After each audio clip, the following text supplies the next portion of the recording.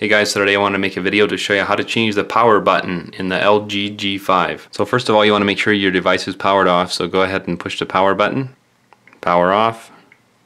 Make sure it's powered off the whole way. Then you want to push in on this button right here on the side, and you want to wiggle this a little bit. It'll just slide right out. Then the battery comes out just like that.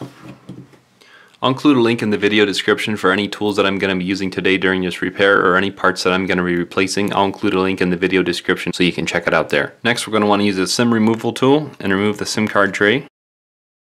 Next, we're going to grab the phone, and you can see on the bottom part there's a screw here and a screw here. We're going to use a Phillips screwdriver size 000, and we're going to remove these two screws right here. So now to replace this screen, it has really tight tolerances to get this apart right here. What we're going to be using is a little thin pry tool like this. Then we're going to be sliding up along the edge here on both edges.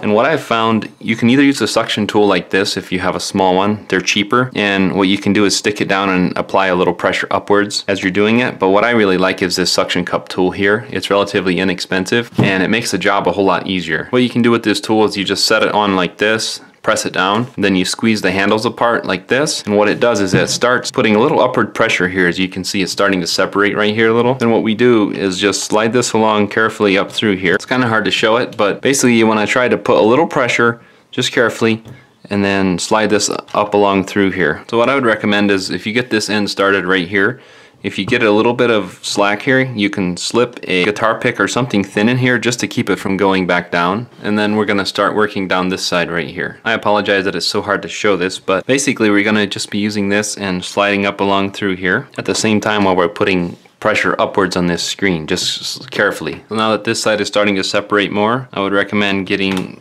a pick in here. You can see it's starting to separate here a little bit. Main thing I would like to say is just take your time when you're taking this apart. Don't bend this too much because the logic board is underneath here.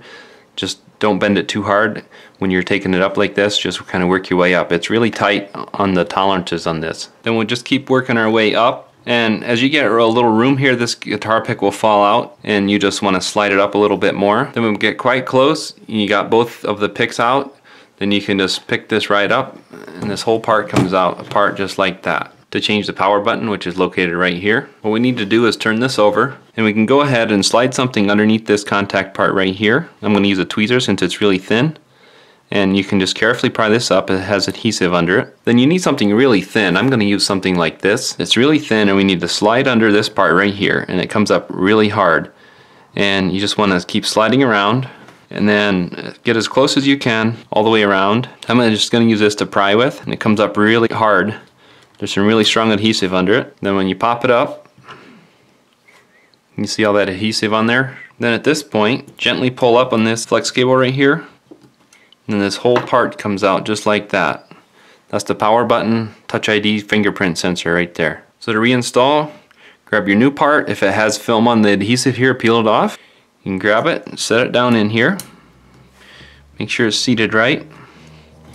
Then stick this down. It has one peg here that it goes on. Then when you get this down, it has two pegs right here that it has to line up with to show you that you're in the right spot. I'm going to grab your metal part, and if you mess it up at all when you peeled it off, like bend it at all, you can kind of tweak it in your fingers a little bit just to bend it back straight so it lays down nice. Then you want to grab it, set it down in there before you press down too hard. Get it kind of lined up. You can pretty much see right where it goes by the shape of it. Then let's press it down.